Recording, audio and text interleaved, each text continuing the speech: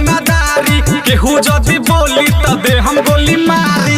हई रंगदारो हम करिले रंगदारी, केहू जदी बोली त दे हम गोली मारी। छोटे छोटे लइका गौवा के हमारा पिस्टल के करत डिमांड बा।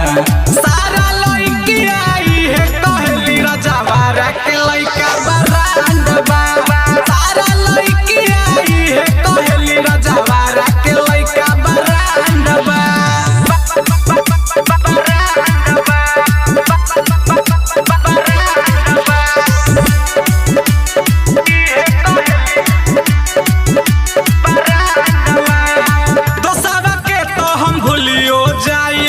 दुश्मन के नहीं भूलिले, दुश्मन के नहीं भूलिले। हमनी से जे भी पंगा लेवेला ओकनी सभे के भूमिले। डरिले केहू से नाही रे भाई, सुन वर्षा हमारा परखंड बा। सारा लइकी आई है कहली रजवाड़ा के लइका बरांड बा। सारा लइकी आई है कहली रजवाड़ा के लइका बरांड बा।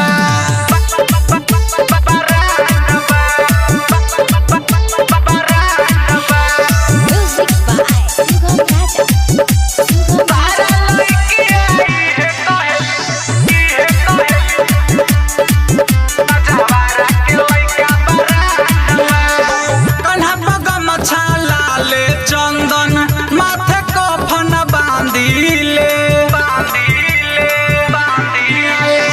हमनी से जे भी करे रंगदारी सीधा गोली दागिले।